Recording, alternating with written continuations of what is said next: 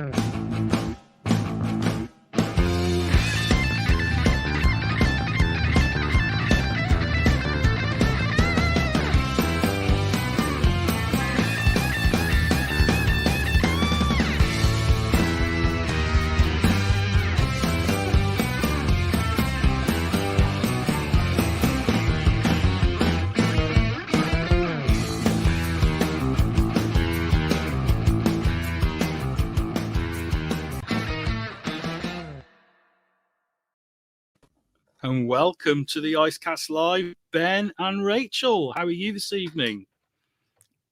Thank you. Oh, can you hear me all right? Mm-hmm. Can hear you fine. Good. Usually what happens when Sam isn't here, because Sam, the imaginary man, is usually in his cupboard sorting all the tech stuff, and you can guarantee that the technical difficulties ensue as soon as he takes a night off. So fingers crossed we'll get away with it tonight. Thank you both for joining me tonight on the IceCast. It's as I said in the intro, I am very intrigued by you guys teaming up to create a book. I have to ask, how did it come about? Who approached whom? I approached Rachael, I seem to remember. Or actually, did you approach me? I can't even remember now. I think you and Papercuts approached me. Yes. And yeah. So it was yourself and the publisher that Ben that decided to approach Rachael. Yeah, so I was talking to Papercuts about the project, and basically decided to put a general call out for artists, and Rachael was one of the people that responded to that. And basically obviously I knew Rachael's work already, and I kind of we'd met in passing, like at conventions and stuff. So I was obviously very aware of her work, and when Rachael just kind of messaged, I was like, oh, okay. And yeah, sent her work to Paper Cuts, and they were like, yeah, we'd like her. So that's kind of how That it one. came about. That one, yeah. That one, please. An easy decision for him, I'm sure. And what Yeah, I was think- your react? Sorry, Ben, go on.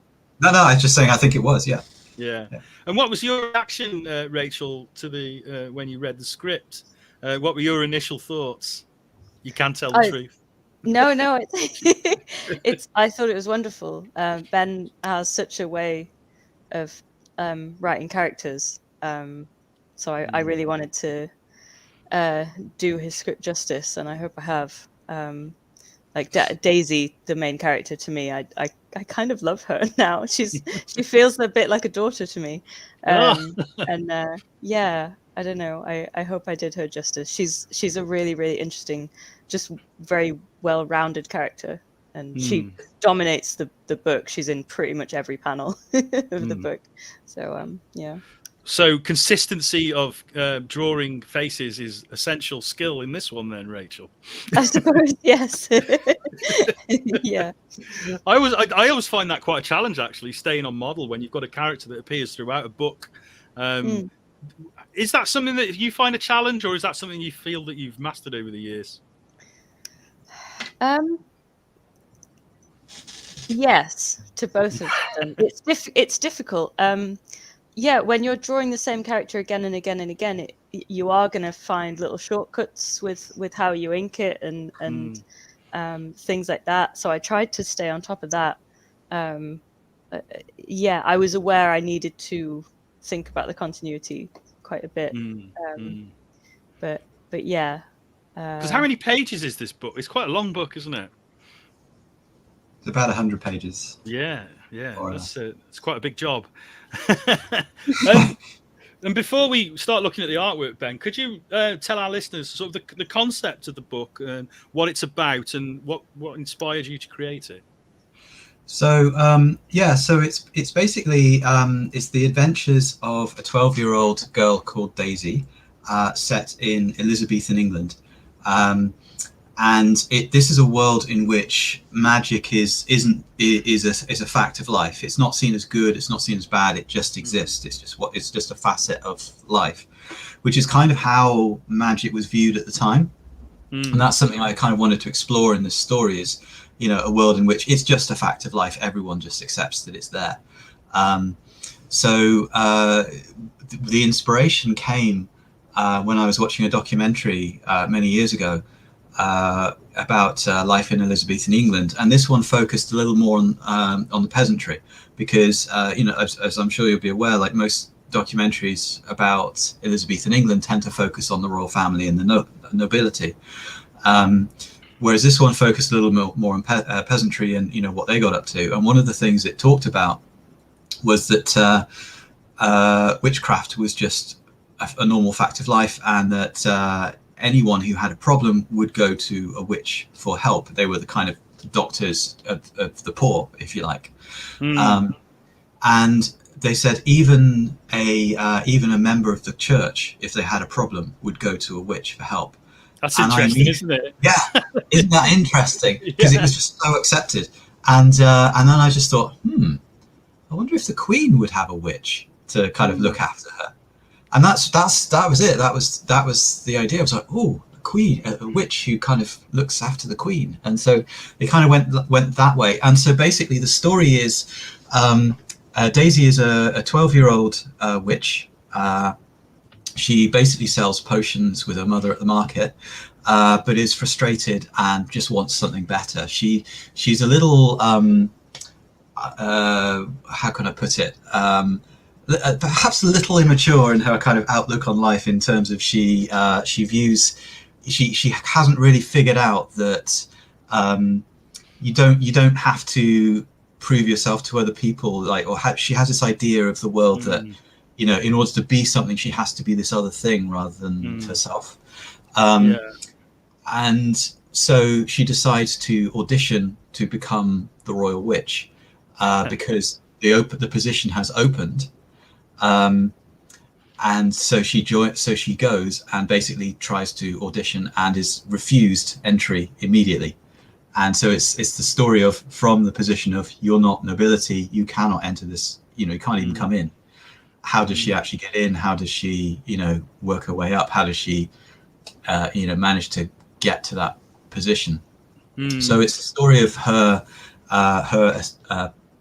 you know, her adventures in kind of, you know, trying to become the Queen's favorite witch, which is the, you know, what the role is. But there's also a whole other kind of story, plotline in the story about a dark coven who have engineered this entire situation and are basically attempting to replace the royal witch with someone of their own for nefarious purposes. Right. So there's a lot going on then. And Yes. the themes you were talking about there, I was quite interested because I think the ideas that you've got there are very sort of relevant today. A lot of young people, I think, have this need, don't they, to please, you know, and to be appreciated and all that sort of stuff. And I think a lot of it talks about, you know, you look at the talent shows on TV and things like that, and that make these young people think that they have to do things a certain way or have to be a certain way to get the approval of the masses. You know, would you say that theme is something that goes through this book? Oh yeah, unquestionably, it's kind of the driving theme of the book, really. That Daisy believes that she has to be something more, that she has this idea in her head of what she ought to be, and that if she doesn't manage to become this thing, then she's nothing. And she kind of has to learn that, you know, that's not the way life is, that actually the best thing she can do is just to be herself and to, you know, find joy in being herself. And, you know, the moments where she is trying to be something she's not are the moments that she falls down, whereas the moments that she just is true to herself are the moments that she shines. And that's very, very strong. That's very much the intention of the book. I mean, I agree. I think it's a very significant problem amongst you know, the way modern culture works. That a lot of modern culture does spend a lot of time kind of telling people that they're not good enough, and that they ought to aspire to something particular, and telling people what to aspire to. And I do kind of have a little bit of a problem with that. And I think it's not just a problem with kids as well. So, you know, yeah, it's a theme that just kind of is I think is well, yeah, it's prevalent, isn't it, across lots of ages? I think predominantly young people, but I think there are people of all ages who suffer from that need. You know, Rachel, when you sort of got involved with this, did you recognise that in the character when you were sort of creating her visually? Did it resonate with you at all, that theme? Yeah, I think I'm very much a people pleaser, and I'm trying to not be so much of that these days, and just becoming a bit more self-aware about that. So I recognize that within Daisy. Yeah, she's like I said, she's a really interesting character. Her sort of, from what I understand, her kind of character arc is she goes from putting success before everything and putting a lot of value on that, whereas she kind of needs to learn that, well, just the value in life is being kind to others, and she kind of gets rewarded for that in the book. But yeah, she's also very young. I mean, I think she's only 12, bless her. So she's got she's got a long way to go. She's learning very early about these life lessons, isn't she? At 12 years old. I mean, I think when I was 12, I was probably a nightmare. So I think Daisy's doing a lot better. But, I remember something you said, Rachel, about the character, because I think after we finished book one, I think you said to me, when you first started reading it, you thought that this Daisy was a bit of a brat, and then by the time you finished, you were completely in love with her. Yeah, yeah, she's quite precocious, I want to say, but she's very lovable with that. I don't know. But I Well, you think can there's forgive, can't you? You can forgive these yeah, traits, in one so young. definitely. And it's very unusual, actually, these days. Going off piste a little bit, a lot of the people I talk to in the indie scene are self-funding their books, but you guys obviously are being published by Paper Cuts here. What are your thoughts at the moment on independent publishing and where things are going? Do you see that the traditional publishing route still viable? Obviously, it is for you guys at the moment, but do you see it shifting more towards people doing their own thing? Ben, do you want to answer that one? Sorry. I'm going to ask Rachel to answer. Oh yeah. If You that's think all right. about it. You think about it and see what Rachel thinks. I need more time to think. I think there's been a renaissance of self-publishing, and that's been really empowering to a lot of people who, Yeah. and also just, very empowering to people who maybe thought they needed to just sit around and wait until they were like chosen by a publisher. Yeah. And you don't need to wait for that anymore. You can just do it yourself. Yeah. You can get on Well, you've done it, Kickstarter haven't you, Rachel? I mean, you've done it Yeah. yourself. You've put your stuff out there, and you've proven yourself in a way, I guess, to those publishers.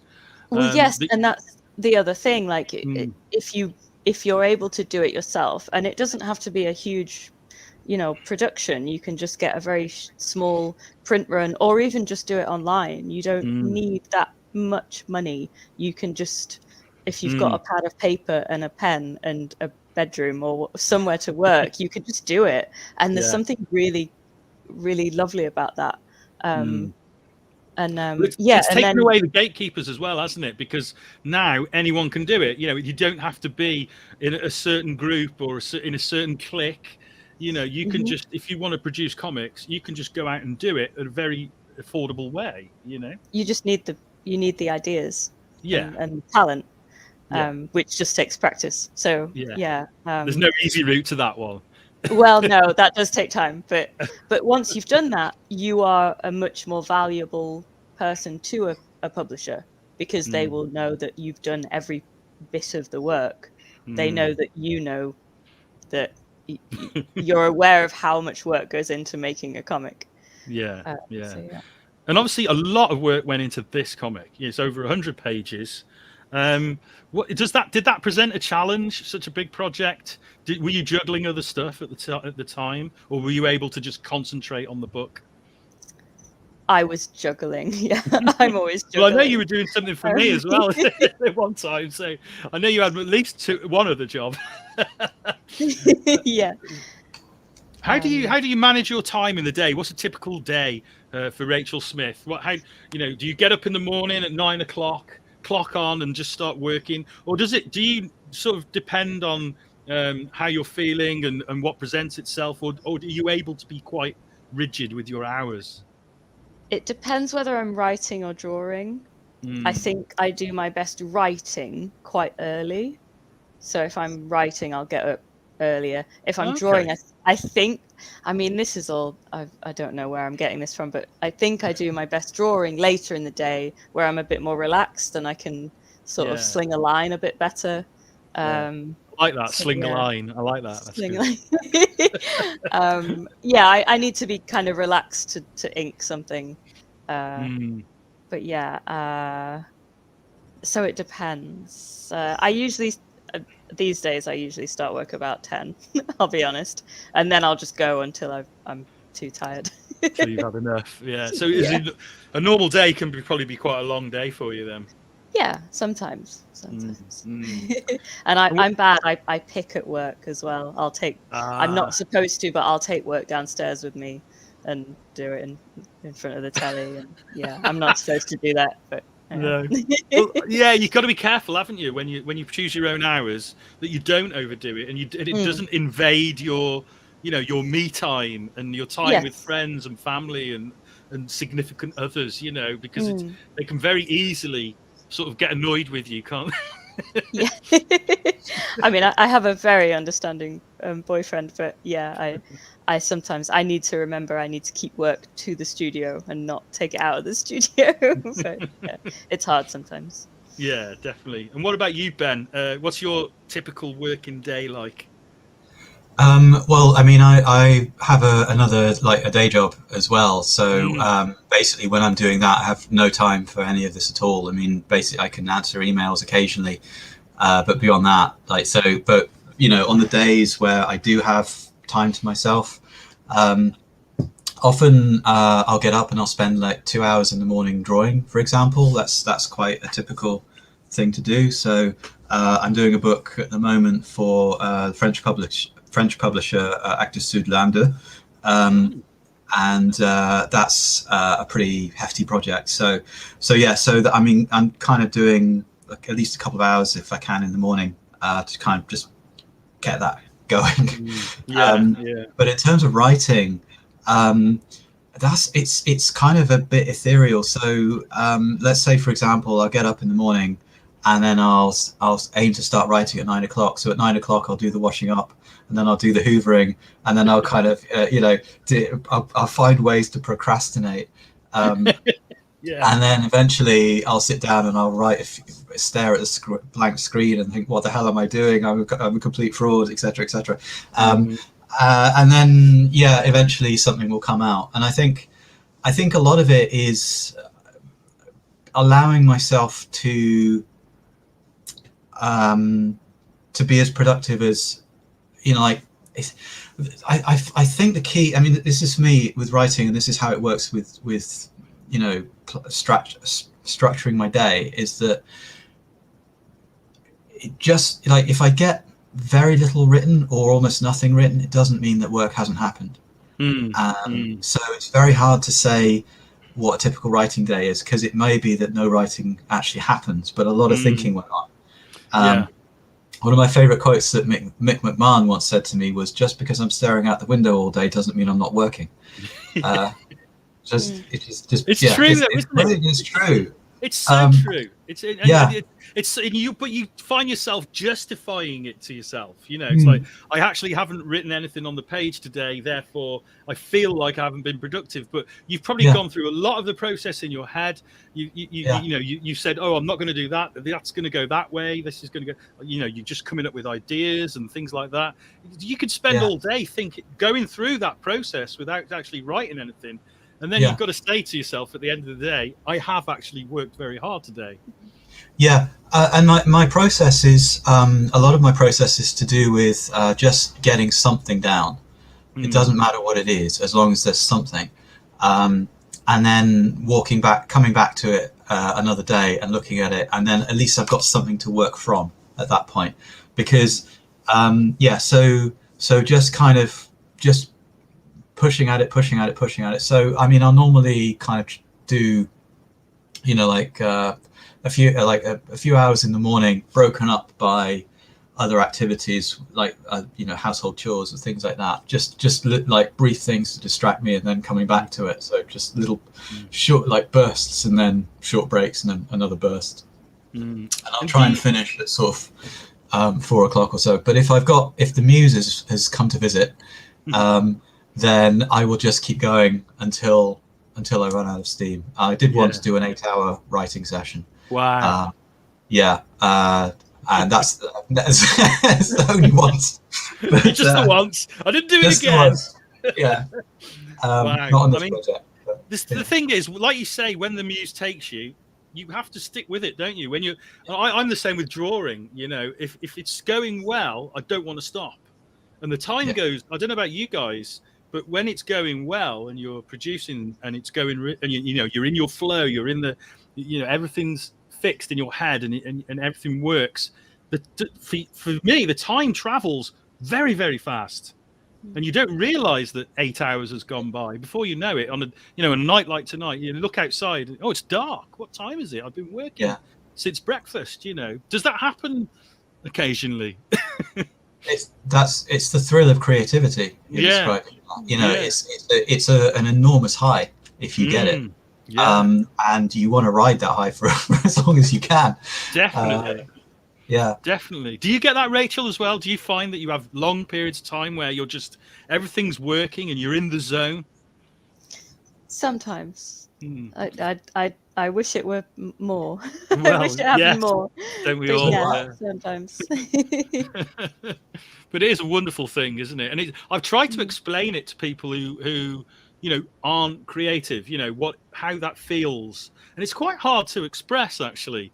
The nearest thing I can say is, if somebody's very sporty, and they just get that perfect moment where everything flows, if they can make the jump, or if they can run really fast that day, and everything's in the right place, body and mind, that they seem to understand. People who are more physical in their skill sets, shall we say, seem to get that, and it's a very similar feeling, I think. Hmm. I It's find maybe. it's like learning something profound for the first time, or being told something profound Mm. for the first time, and realizing the truth of it, and having to kind of wanting to tell people that, like, for example, if you suddenly realize something that's like an extraordinary truth or an extraordinary moment you've suddenly realized, and you have to tell someone or explain, and it's kind of like that. You're kind of explaining it to a piece of paper rather than rather than to someone else, or just Yeah. Sorry, I'm getting a bit deep, aren't I, for a 45-minute interview? But it just came That's up all in right. conversation. It's the homebrew that's doing it. Sorry. Yeah. Is that I've what got you're no. drinking? I've got Are no you on excuse. homebrew? I'm what? Sorry. Are you on homebrew? Have I'm you made drinking that? homebrew. Yes. Yeah. Amazing. I'm Wow. jealous. It's an IPA, which has it's an IPA with, what's it called? Alcohol. Grains of Paradise, which Great. my friend Hattie bought for me for my birthday. So, and it's very nice. So now Rays of Paradise. What a great name. Grains of Paradise. Are you partaking in the drink tonight, Rachel? Yeah, I've gone back to teenage Rachel, and I've got a vodka Ooh. and Diet Coke. Oh, that is a very teenage drink, Very isn't it? Yeah. Mum and Dad can't smell that on your breath, can they? Well, I'm sure they could, but That was always my choice drink at the age of, I won't say what age I was. So let's have a look at the book for a little while. I think hopefully my screen will share. Let's see if it'll work. Oh, well, it is on there, isn't it? Yes, I've just got to move the thing. Yes. So we've had a look at some of the earlier sections. So this is obviously setting up the scene that she's a witch by trade. And is this her mother here that she's? Yeah. So this is basically the first scene where we meet Daisy. Daisy is, we're kind of establishing Daisy as the mother of a peasant witch, in effect. I don't mean the word peasant in a derogatory way at all. No, Elizabethan England. So she basically lives in a woolen town. I'm not entirely sure what the term is, but for a town which farms sheep for a living, which a lot of them did back then, of course. So she essentially takes care of the health of the village and sells potions at the market in once a week or so. And Daisy is helping her mother with the brews. But there's a bit of tension between them because Daisy's on the verge of being a teenager. Yes. We all know what teenagers are like. Some of us even were one once. Yeah, we just about remember. I can just about remember. Yeah. I mean, there's some great scenes. I mean, Rachel, what I've noticed is that when it needs to be, there's detail, but when it doesn't need to be, you focus more on the characters and their faces. Is that your sort of something that you've always approached storytelling? You sort of like you only use detail as and when it's required. I think I like to have an establishing shot if there's a scene change, but then I do tend to focus on the characters. I think my work has always been quite character driven. Yeah. And and I don't know. I think I'm quite good at expressions. I don't know. Yes. I think I said this actually to the publisher. I remember saying was my favourite thing about Rachel's work is how good her expressions are, and just her faces are, and just how expressive they are, because she's able to communicate really quite complex emotional states in very, very simple faces. And that's essential for this story, because a lot of it, Daisy is a very emotive character, so it was really essential for Rachel to be able to do that, and she sorry Rachel, I'm embarrassing you, but yeah, but no, she really it's one of her greatest skills in my opinion as an illustrator. So. Yeah. I think it's essential, isn't it, for cartooning? I mean, I mean, some people, they don't call comics cartooning; they look at it as a different thing. But to me, comics storytelling is all cartooning. It's what level of detail you use. And I think that, I'm a big fan of the less is more. The artists that I love are people like Alex Toth and Chris Samney, and those who use less detail to tell a story. My work is of course the opposite. It's my work is extremely, like, I get lost in detail. I kind of get a little OCD about, like, with New Jerusalem. I was drawing every little rock in the debris and stuff. So I think I've got a thing or two to learn from Rachel, to be honest. Well, maybe. And Rachel, your approach to this, I mean, is that something right from the start, when you first started sort of wanting to draw comics, did you make a decision that was the direction you wanted to go in? I think it just naturally happened. I think, like, my writing is often it's always very character driven. So I guess the characters are always the most important thing to me about any story. And Ben, like, his script, it did a lot of the work for me, because those characters already felt so real and like they were going to walk out of the page and start talking to me. So it was quite easy for me to put them on the page in a different way, if that makes sense. No, totally, yeah. I mean, the storytelling here is just so lively and clear. It's incredible. It really is. Thank you. I love it. I really do. It's fantastic stuff. And I really like the you carry on. I love the relationship between Daisy and her mum. I find that really it's I don't know. This is going to not make any sense. It's simple and complicated at the same time. I don't know. But it's maybe quite simple on the surface, but I think there's a lot going on there. I think that makes sense. Okay, cool. I mean, I'm not really drawing on any particular parental relationship for this. I was going to ask that, actually, Ben. I was going to ask if there was any sort of influence from real life. I mean, yes and no. It is drawn from, people in general, but it's not really drawn from anyone specific. It's more, I mean, there's going to be elements from my life, but there's also elements from a lot of other people I know. It's very, it's not really anything specific. I think it's really just the idea that Daisy is kind of bored and is frightened that her life is going to be the life of her mother's, and kind of doesn't really respect her mother as a result. That she's got this idea in her head that she needs to be this other thing which is glamorous, and her mother has accepted a dull life. What she doesn't understand is that there are actually very, very good reasons why her mother has accepted this life,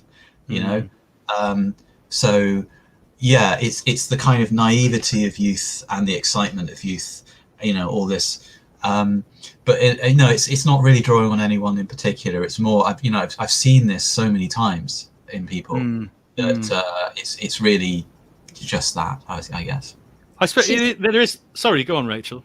I was just going to say, sorry. She's pushing the boundaries, isn't she, to figure out where the boundaries are and figure out how much control she has over her own life. And I think that sort of age, when you're sort of 12 and 13, is really interesting to write about, because you're on the cusp of adulthood. And one day you have to ask permission to go to the loo, and then the next day you're having to make all these decisions about what you want to be in your entire life. And that's, I think it's quite a gap there. And I think Daisy's going through that quite in a really interesting way. It is a huge leap, isn't it? One of the ways that teenagers, in particular, young teenagers, kind of define when they, because they're in a process of learning who they are, and Daisy is very much in that. But she's learning, like as teenagers do, she's learning who she is by trying to define who she isn't. Right? Yeah. That's why teenagers can be so judgmental about people, is of course because they're kind of trying to define what they're not, and often they will attack what they don't want to be. Yeah. Definitely. And they see, they see the old guard as the enemy. It's like you always, you can't stand the music that your parents listened to when you were, when you're 12, in most cases anyway. I mean, I certainly had no time for music of the 60s when I was growing up, whereas now I absolutely adore a lot of music from the 60s. But you can be very purist, can't you? As a teenager, there's right and there's wrong, there's good and there's bad, and there's what you like and there's what you don't like, and it's all very well defined in your head. And as you get older, that all merges into one sort of happy mess, really, doesn't it? Yeah. I mean, if I may come to the defense of teenagers, there is a lot going on in your brain when you're that age. It's horrible. In your brain, in your body, or the hormones. I would not want to be back there for. Oh God, no. I mean, I do wonder what any teenager who's watching this would make of what we're saying. It's like, what do those old farts know? Well, they know nothing. I think it's not an attack on teenagers at all, is it? No, and I think simplifying the world as much as you can when you're that age is maybe a coping mechanism for going through the horror that is puberty and just being a teenager. I mean, one of the funny things about this story as well is that she's actually 12 kind of for a reason, in story wise, is because that's actually the age at which she became an adult in Elizabethan England. Really? Wow. Yeah. So that's kind of, so she literally does say in the story, "I'm 12 years old. You can't tell me what to do anymore." And that is obvious. Yeah, I mean, that's obviously a kind of a very teenagey kind of stereotypically teenage thing to say. Yeah, usually now it's when you're 16, isn't it? They say. Yeah, but it was kind of true at that time. Wow. That you did actually become an adult. Basically, you were physically developed enough, and you were kind of on the verge of puberty, and puberty basically meant adulthood. So you hit the point at which you were capable of working for a living. Therefore, you worked. I always do admire, Ben, in your writing, especially when it's historical, that you do take the time to research the time periods that you're writing within, and often I see cues there in those little facts that can sort of spur on a story angle. Do you find that is a useful tool for you when you're writing sort of historical stories? Oh, I'm a total pedant. So I mean, I love the little details, and again, like I was saying before, you can see it in my illustration work. I'm all the details matter for me. It's the thing that I love, to be honest, about history, is the little quirky, weird things that you wouldn't necessarily think of, like the fact, like for example, in Elizabethan England, Queen Elizabeth lived in a palace. And she had lots of palaces. Oh, yeah, okay, that's interesting. Yeah, why does she have lots of palaces? It's because people... can I swear, by the way? Yeah, you can swear on here. Okay. So, it's because people literally used to shit in the corridor because they didn't have working toilets. And it's like, you read that and you're like, that's way more interesting than anything else. You could write just a book about that, couldn't you? Yeah. So basically, she built new palaces because she couldn't be bothered to clean out the corridors full of shit. Oh no, they tried, but Just too no, much. they didn't have functioning toilets at the time. Yeah. Um, Yeah, I think she may have had one or something. I'm not sure, but basically there were hundreds of people around the royal court. You know, so hundreds of people plus no functioning sanitation means a very smelly palace after like a couple of weeks. So rather than constantly battling against the smell of the palace, they would literally move palaces. And how often did they do that, Ben? Because when you told me this fact, I had to like go and lie down for a bit because that's incredible. How often did they move palaces? I think it was every couple of months or something like that. Hundreds of people. That's crazy. But that's why it's called the royal court, is because that's why they never said, oh, we're going to, you know, they never said Buckingham Palace. They never said this palace. And, you know, it's because, you know, she would relocate all the time. And, you know, so they, so it was referred to as the royal court, which traveled. That's incredible. You know, so these kind of things, these are the things I love about history is there's so much insanity like that and just so much weird stuff. Hollywood always glosses over it, doesn't? You know, you ever see an historical movie, they just gloss over all that shit, all the practicalities of life in those times. They're so I can't remember the word now. There is a word for it, and it's gone out of my head. But they don't take appreciation of the practical realities of living in those times more often than not, where you do have an opportunity to actually make a more interesting story by bringing those details in. Yeah. I think anachronistic. That was the word I was looking for. I think the key is finding the balance, because you've always got to, you know, there's got to be a story, there's got to be a hook, there's got to be a plot and all that kind of stuff. And sometimes facts are inconvenient and get in the way of plots. And there's plenty of stuff about Elizabethan England that I've kind of had to jettison, and maybe I'll be able to bring it back later. I don't know, but you know, I thank you for your point about the kind of historic, because I kind of realized this is in my own writing, because you know I did sci-fi, and you know obviously I did a sci-fi story with you, which I'm quite proud of, but I've realized that's not really my calling as a writer, and that because I find history so interesting and so fascinating that that's the thing I'm kind of really focusing on, and I'm aware that not that many other people are really doing it. So that's very much my angle, my kind of USP, I guess, these days. Yeah, I mean, even the sci-fi story that you did with us, and we're hopefully going to repackage soon. I won't say too much about it, but even that had historical aspects, didn't it? Because even though it was a sci-fi story set in the future, it was basically a class war, wasn't it? Yes, it was. Yeah, it was described as heavy metal class war. I remember it being described by. Yeah. So, and obviously those have gone on. Well, they still are going on, I guess. But you know, it's very much a theme that goes on throughout history. And it's a very compelling theme as well. You know, when you support in the underdog, you know, I always love that. I mean, in this book. Sorry, I'll go on. I'll just finish the question. In this book, would you say that your main character is an underdog character? Yes. Short answer.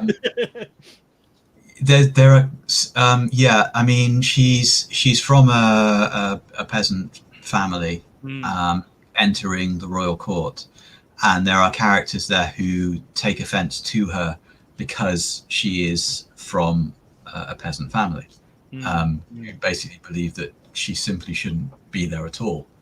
So a lot of doors are automatically closed to her because of her class. Yeah, her class and her gender, I suppose, as well, because back in those times, you know, women were considered a lower class in themselves, weren't they? Or am I wrong? And still today, Shane. Well, yes, it does still occur. Yeah, it is sad to say that it does still occur.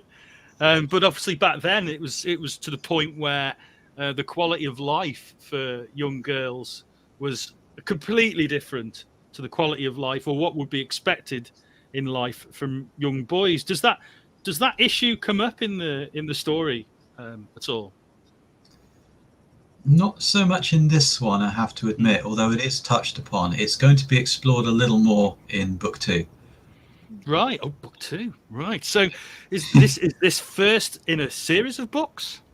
Yes, it is. Wow. We are planning to make a series out of this. In fact, book 2 is written already. I believe Rachel has it on her drawing board. How are you feeling about that, Rachel? Are you looking at that with a little bit of trepidation? No, I'm very excited to get onto it. It's excellent. It's very good. Brilliant. Excellent. I can't wait.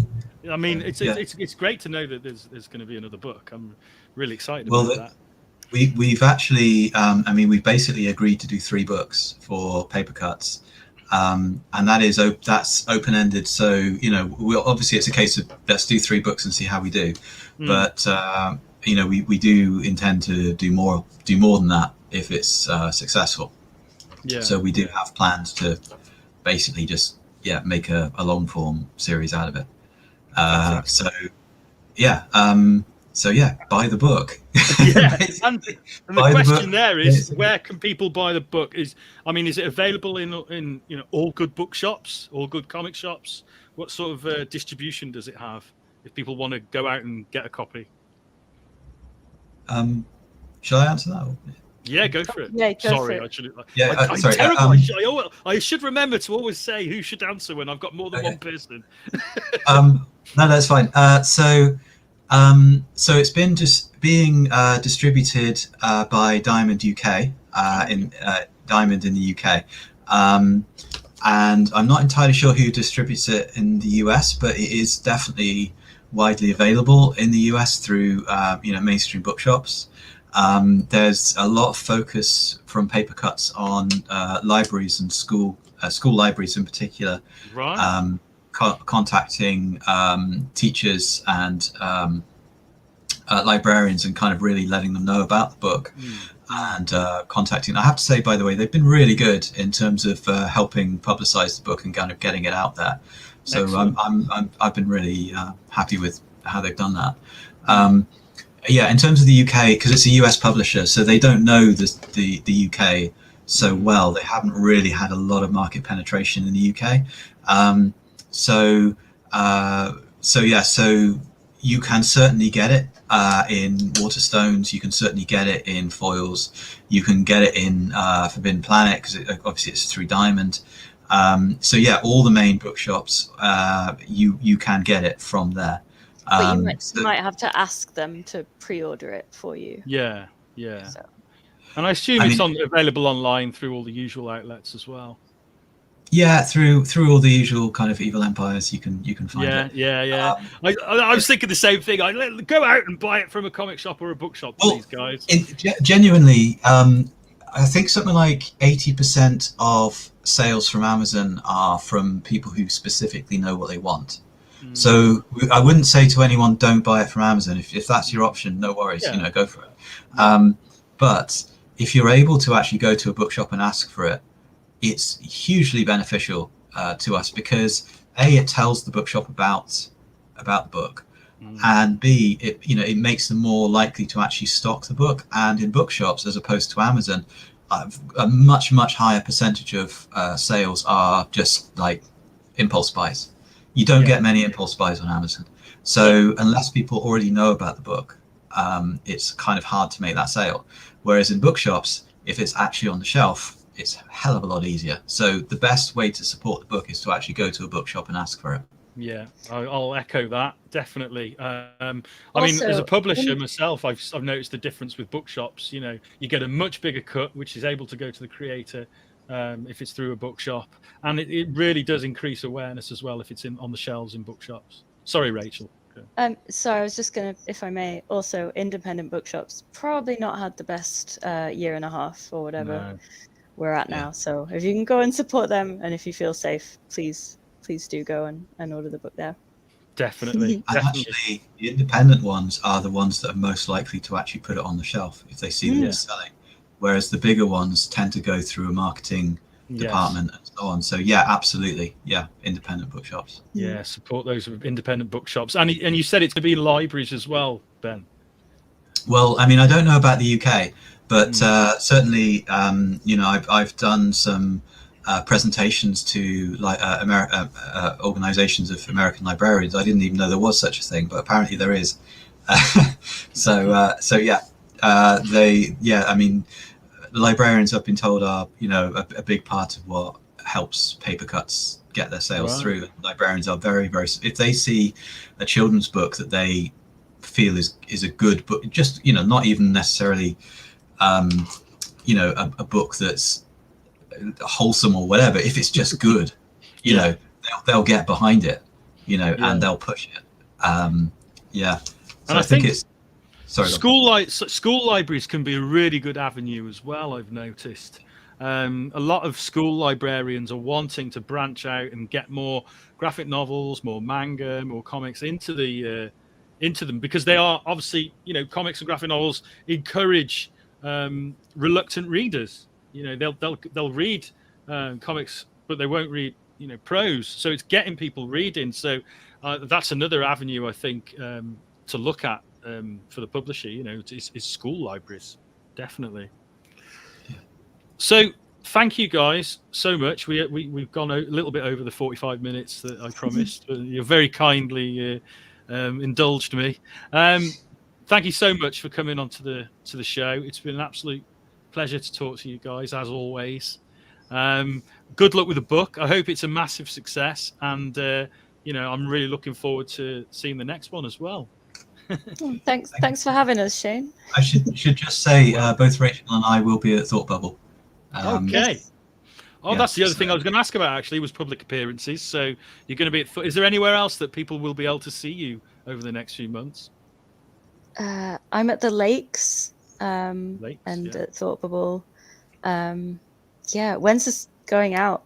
Oh no, it's live, isn't it? Live. Yeah. It's I'll be at Stretford Mall tomorrow in Manchester. So if you want to come see me there, that'd be great.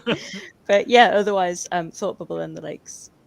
I've just picked up a comment from earlier. I think this is from earlier. Somebody's put insanity or insanitary. I think that was something to do with the lack of toilets at the palace.